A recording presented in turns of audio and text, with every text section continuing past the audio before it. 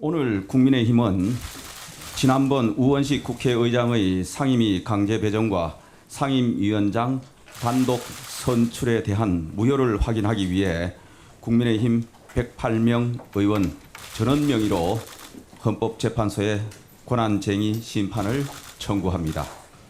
지난 6월 5일 우원식 국회의장과 민주당은 국민의힘과 의사일정 합의도 없이 독단적으로 국회의장 및 부의장 선출에 이어 상임위원장 선거를 강행했고, 이어 상임위원까지 인위적으로 강제 배정하였습니다.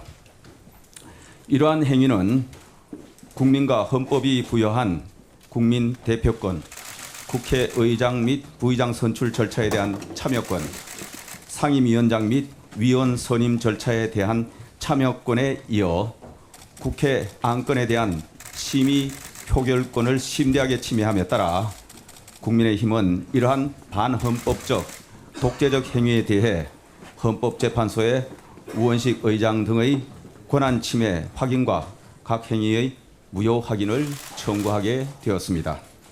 지난 21대 국회에서는 당시 국민의힘 의원을 대표하여 원내대표 명의로 청구하였던 것과는 달리 이번에는 국민의힘 국회의원 108명 전원이 함께 제출합니다.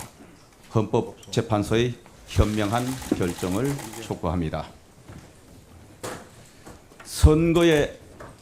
다시 하겠습니다. 선거 압승에 도취되면 안 된다. 얼마 전 민주당의 총선 평가를 위한 공개 토론회에서 나왔던 분석입니다. 하지만 민주당은 이미 많이 취한 것 같습니다. 지난 14일부터 이틀간 실시한 한국갤럽 조사에 따르면 민주당의 국회 상임위원장 단독 선출에 대한 부정평가가 49%로 국민의 절반에 달한다는 언론 보도가 있었습니다. 이처럼 위험 신호가 이미 울리고 있는데도 민주당은 폭주를 거듭하고 있습니다.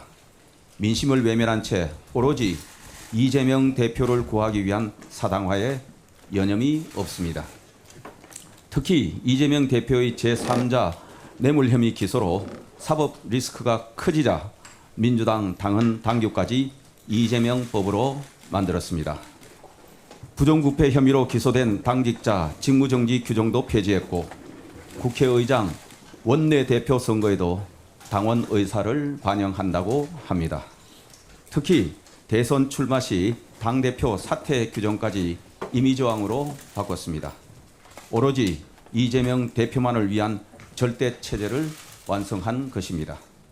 이제 민주당은 이재명에 의한 이재명을 위한 이재명 1인 지배 정당이 되었습니다. 마치 과거 권위주의 시절 제왕적 총재의 부활을 보는 듯 합니다. 더불어민주당은 이제 이름에 민주가 어울리지 않습니다. 차라리 더불어 이재명 당이나 더불어 명심당으로 간판을 갈아치우기 바랍니다. 이재명 대표 한 사람의 사법 리스크가 삼권 분립, 언론, 의회, 정당, 그리고 민주주의를 모두 파괴하고 있습니다. 거꾸로 가는 민주당에 경고합니다. 민심이 천심입니다. 정상적인 당으로 돌아와 주시기 바랍니다. 이상입니다.